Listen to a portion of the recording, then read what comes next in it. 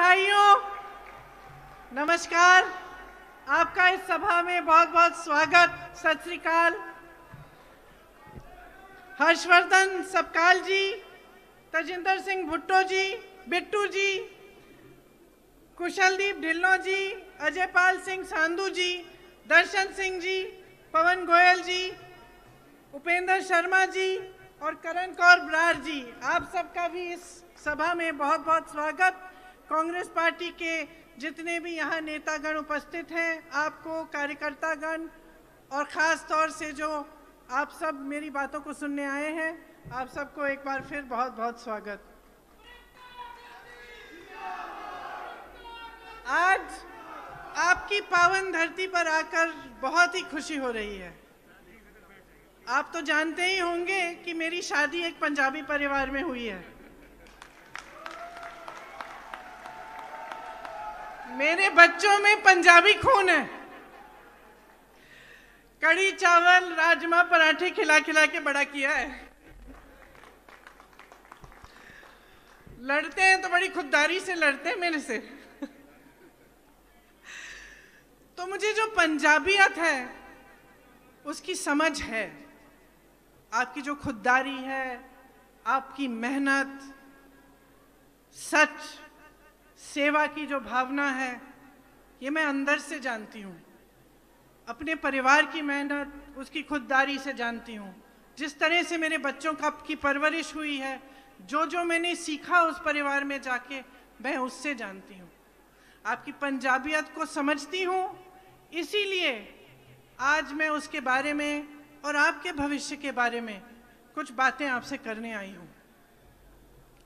देखिए, ये जो पंजाबियत है आपकी, जो सच की भावना है, सेवा की भावना है, उदारता की भावना है, पिछले कुछ सालों में हमने बार बार देखी।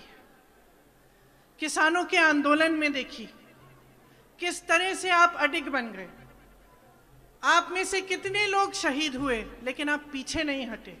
आप किसी के सामने कभी नहीं झुके। यही है आपकी पंजाबियत। आप झुकने वाले नहीं हैं। जब मैं लखीमपुर खैरी गई, जहां पे 6 किसानों को एक क्रूरता से कुचला गया, एक मंत्री के पुत्र ने कुचला, मैं जब उन किसानों के परिवारों में गई, दुख लगा लेकिन गर्व भी हुआ कि ऐसे भी परिवार होते हैं। जो परिवार उजड़ गए थे, कमाने वाला चले गया था, लेकिन महिला वहां खड़ी थी, खुददार थी, झुकती नहीं थी। ऐसे गांव में मैं गई जहां पे उनका एक घर अकेला था, डर था। मुझे बोला, चुपचाप से बोला कि दीदी किसी को हमारे साथ छोड़ दो, क्योंकि क्या पता यहाँ क्या हो जाए। लेकिन झुकी नहीं वो महिलाएं, वो विधवाएं भी नहीं झुकी। अपना सर ऊंचा करके बैठी थी और कह रही थी कि ठीक है, हमारे परिवार का सदस्य, हमारा शौहर शहीद हो गया, कोई बात नहीं, हम लड़ते रहेंगे। ये है पंजाबियत।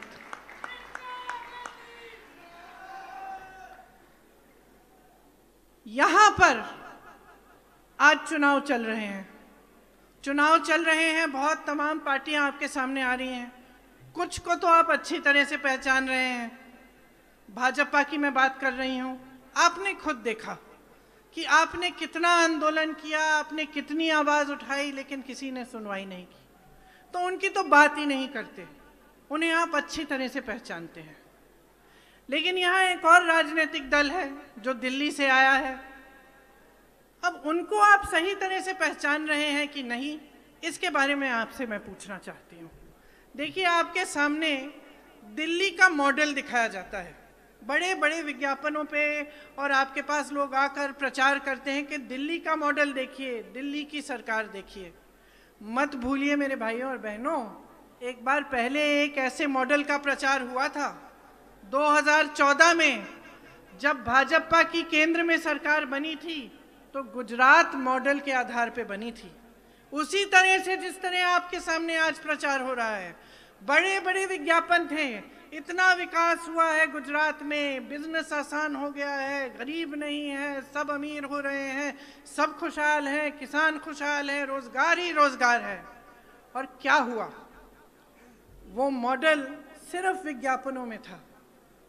आपको एक ऐसी सरकार मिली जिसमें रोजगार घटे, आपको एक ऐसी सरकार मिली जिसने किसानों को कुचल डाला, एक ऐसी सरकार मिली जिसने शिक्षा सेहत के कोई संस्थान नहीं बनाए।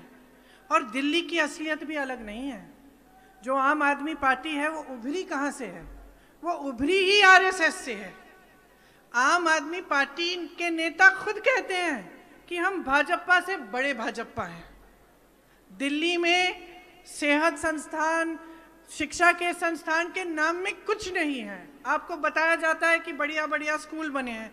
जरा आइए दिल्ली आके देखिए क्या बना है, दिल्ली वालों से पूछिए कि कैसे जी रहे हैं। तो आज का जो माहौल है, आज जो आप परिस्थितियां देख रहे हैं, इसमें आपको जो राजनीतिक दल हैं, जो नेता हैं, इनकी असलियत पहचानने की बहुत ही महत्वपूर्ण ज़रूरत है। जब तक आप असलियत नहीं पहचानेंगे तब तक आप सही निर्णय नहीं ले सकते। ये सच है कि 5 सालों से हमारी यहाँ सरकार थी। ये सच भी है कि उस सरकार में कुछ खामियां थी, कहीं रास्ते में भटक गए।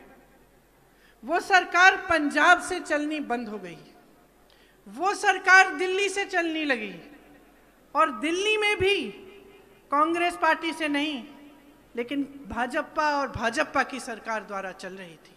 वो जो छुपी हुई साठगांठ थी वो आज खुले में आ गई है। इसीलिए हमें वो सरकार बदलनी पड़ी, इसीलिए हमें एक नई राजनीति आपके सामने लानी पड़ी। हम आपकी आवाज़ सुन रहे थे, हम जान रहे थे कि कुछ गलत हो रहा है। उसको ठीक करने के लिए एक नई राजनीति आपके सामने आई। उस नई राजनीति में आपको एक ऐसे इंसान, एक ऐसे शख्स मिले, चरणजीत सिंह चन्नी जी, जो आप में से उभरे, जो आपकी तरह हैं। एक गरीब परिवार के मुख्यमंत्री जिन्होंने आपके लिए 100-150 दिनों में ही इतना कुछ कर डाला, क्योंकि वो आपकी समस्याओं को समझते हैं। वो जानते हैं कि पंजाब की सरकार पंजाब से चलनी चाहिए। अगर आप आम आदमी की सरकार को देखें, वो सरकार जो आज भी जितने भी आप विज्ञापन देखते हैं उसमें किसका चेहरा दिखता है? केजरीवाल जी का चेहरा दिखता है, एक ही नेता का चेहरा दिखता है। क्यों? क्योंकि अगर सरकार बनेगी यहाँ तो वहाँ से चलेगी। कोई फर्क नहीं होगा किसी भाजपा की सरकार में और इनमें, ये भी दिल्ली से ही चलाई जाएगी, आपके लिए नहीं चलेगी। आपको बताया जाता है कि बहुत उपलब्धियां हैं इस सरकार की, लेकिन कोविड के समय देखिए क्या हुआ। ऑक्सीजन की कमी थी, अस्पताल भर गए थे, कुछ नहीं, नए अस्पताल, नई स्वास्थ्य सुविधाएं नहीं बनाई, जांचों में घोटाले थे, मृत्यु के आंकड़ों में घोटाले थे। हर तरह से, हर तरफ से जब आप देखें तो वहाँ की सरकार विफल हुई है। क्या आप ऐसी सरकार अपने पंजाब में भी चाहते हैं? या आप एक ऐसी सरकार चाहते हैं जो अपनी गलतियों को समझते हुए लेकिन एक नई राजनीति को उभारे? आपने देखा है कि मात्र 100-150 दिनों में कितना काम किया गया है।